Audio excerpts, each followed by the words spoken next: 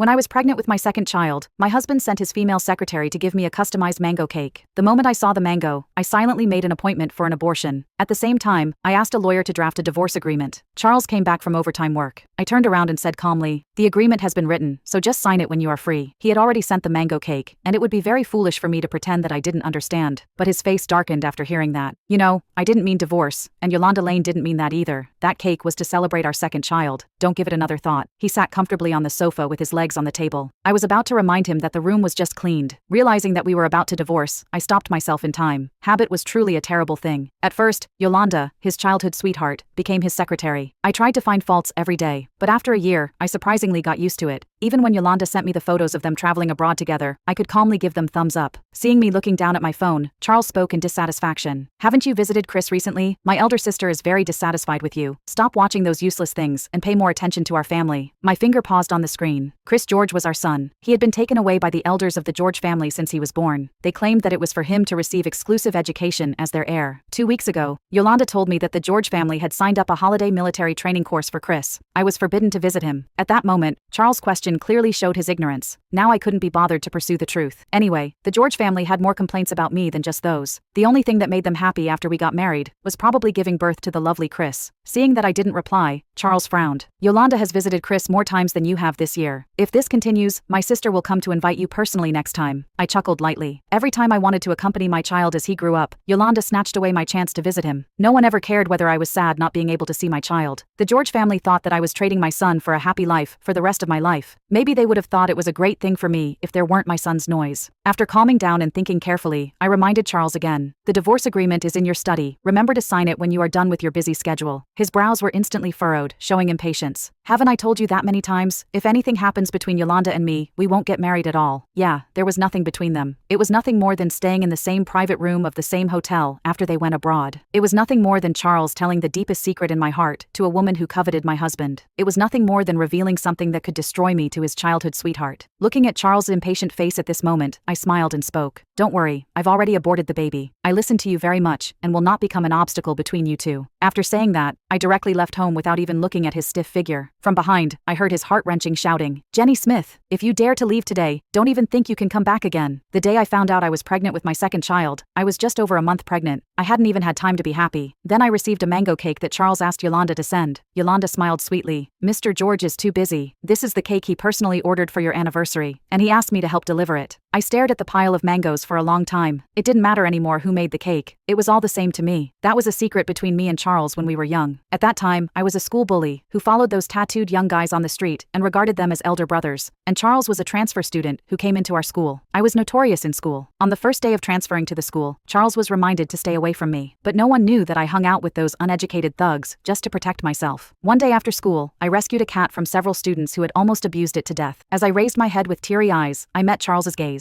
He helped me pay for the exorbitant treatment costs at the veterinary hospital. I was keenly aware that the way he looked at me was different from others. After hurriedly thanking him, I left quickly. But from that day on, he often happened to appear around me like a ghost. Having been beaten by reality since childhood, I was very clear about the insurmountable gap between our identities. I just wanted to leave a not-so-bad impression on him, but I didn't expect that he would witness me in such a disheveled appearance. My stepfather came back home with different women, holding newly bought mangoes in his hands. He strode up to my mother, pried open her mouth, and fed her the food. My mother was allergic to mangoes and would fall into a coma every time she ate them. That would make it easier for my stepfather to do bad things. It was much later that I realized her allergy was so severe to cause shock. Looking at my mother shivering in a coma, I was ignorant and fearless as a young child. A physical fight broke out after a heated argument with my stepfather. He chased me into a dark alley with a kitchen knife. Just then, I happened to run into Charles, who was playing with the stray cat. Finally, the police car and ambulance arrived at the same time. Charles' face was covered in blood, but he still smiled at me, showing his white teeth. Just before he passed out, he said to me, "Look, the cat is fine." I stayed up all night with him without sleeping. After he woke up, it was natural for us to be together. With tears in my eyes, I gently stroked the gauze on his hand. "If you want to separate someday, give me mangoes." But the 18-year-old Charles used his only remaining healthy left hand to gently scratch the tip of my nose. "Little glutton, you will never be able to eat it in your lifetime." Actually, there was a secret I didn't tell him. I was also severely allergic to mangoes. The next day, my stepfather came to my school and threatened to expel me. When Charles heard the news, he limped into the office regardless of the wounds on his body. A call was made to the elders of the George family. He traded his own future for my studies. "If Jenny is expelled, I won't attend classes anymore." My consciousness became blurred, and the memories of of my childhood seemed to be getting farther and farther away from me. The doctor waved his hand in front of me, and I was brought back to reality. Mrs. George, Miss Smith, your postpartum depression is already very serious. It seems to have affected your normal life. I sighed and asked the doctor to increase the dosage of the medicine. After getting the medicine, I walked out with the bag, but ran into Charles, who rushed in. The force was so great that it knocked me to the ground. I gasped in pain, but he stood in front of me, holding Yolanda firmly in his arms. The moment he saw me, his eyes were full of disgust. You follow me when I come to take Yolanda for a checkup? You said you won't go home, but in the end, you go wherever I go. Yolanda surprisingly spoke for me this time. Jenny just came out of the hospital. She's probably not feeling well. Don't think too much about it. She turned her head and looked at me, with a hint of provocation in her eyes. I'm sorry, Jenny. Don't get me wrong. I'm not used to wearing high heels, so I sprained my ankle. Charles was afraid that it would affect my work, so he insisted that it was a work-related injury, and brought me here for a checkup. He was like this when he was young, but no one knew he would even become more kind as he grew up. I vaguely remember the day when she came to deliver the mango cake. Yolanda walked with 12-centimeter stiletto heels, but her steps were very light. She was like a true winner. I frowned and didn't want to talk to them, but after listening to her, Charles' eyes fell on the bag in my hand. After putting Yolanda down on the ground, he grabbed it. After a moment, he said contemptuously, "Postpartum depression? Jenny, can you act more realistically? How long have you been giving birth? Are you depressed now? Is your brain slower than others?" I curled my lips in annoyance. The next second, I directly snatched the bag from his hand. "Yes, you are right. Make time to come to the hospital for a checkup. Slow brain reactions are contagious." After saying that, I prepared to leave regardless of his reaction, but his voice, filled with obvious anger, sounded behind me. "Chris won first place in the competition, and today is the family feast at the old home. As a mother, are you not going?" I paused, then moved forward again. After leaving the hospital, I went to the mall. I bought myself a fairly decent outfit. Charles sent a message with a warning. "If you don't come today, you really don't deserve to become our George family member." I smiled and casually deleted the message. As an unfaithful father, he was not qualified to judge me. In order to appear with a new look, I spent a huge amount of money on my makeup and hair. Looking at myself in the mirror, who seemed to be 10 years younger, I felt it seemed so long ago. It was already dark when I finished, and I finally got on the car to George's house. The George family was large, and speeches before each family feast would take 2 hours. This time I calculated the time exactly. The banquet had just started when I arrived. I saw Chris first when I entered the door, and he was sitting between Charles and Yolanda. His little face was bulging with food. My heart warmed when I saw him. Even if my relationship with Charles failed, he was my son, who was raised with all my heart. Carrying the gift I had picked for him, I walked up to him quickly, smiling with loving eyes. "My dear, I congratulate you on winning first place. This is the gift I picked for you. Do you like it?" After my words were spoken, there was a silence in the hell. Charles gritted his teeth and then said, "Chris, competition has been over for a month, and today's theme is family banquet." The atmosphere was freezing cold. Noticing that, Yolanda smiled and spoke to ease the situation. "Charles, don't be angry. I specifically asked about that condition. People with postpartum depression will have memory disorders when they are serious." After hearing that, Charles' face darkened even more. Several elders from the George family looked at me with dissatisfaction. After Charles' parents had an accident, his sister Cindy George took charge of the George family. Since the day I was with Charles, I had knew she hated me. She knew that Charles disobeyed his parents for me. She once thought that I was involved in the death of their parents. If Charles and I hadn't been together, his parents wouldn't have been so angry that they wanted to move the company out of the country. They wouldn't have been on the plane that crashed. For that reason, I always tolerated her. As long as I could be with Charles, being scolded didn't matter. But now, I couldn't even protect my own son. Whoever wanted to compromise, could compromise. I looked at Yolanda's fake kind and gentle expression. I questioned sternly, "You deliberately sent me a message this afternoon, saying that Chris likes this toy, but you and Charles had to go to work and doesn't have time to queue up to buy it, so I went to the mall and queued for 3 hours. In order to express my respect for the solemnity of the family banquet, I even went to tidy up my clothes and hair. Is this how you treat me? Is this my blessing?" I lifted the toy in my hand high up and smashed it hard on the ground. "Is this the toy that Chris likes?" Charles slammed the table suddenly, causing several glasses to fall to the ground. They were broken into scraps. "Yolanda kindly reminded you, but do you still need others to tell you what your own son likes? I don't think you need to continue today's meal." I chuckled and folded my arms. I had no intention of finishing the meal from the beginning. It was my battlefield and had never been my home. The next second, I turned to leave, but I heard the sound of some object breaking through the air behind me. A ceramic teacup flew past my face and hit the wall, shattering into pieces. Cindy said angrily, "An uneducated guy. There are so many family elders here. This is not a place where you can come and go as you please. Our George family is not a market." The broken pieces of the teacup just now flew onto my face. A bloody mark was left. Blood was running down my cheek. Years of resentment in my heart burst out in that moment. I slowly turned my head, facing Cindy's haughty expression. "Upbringing? Haha. You don't seem to know what upbringing is. Do you want me to teach you?"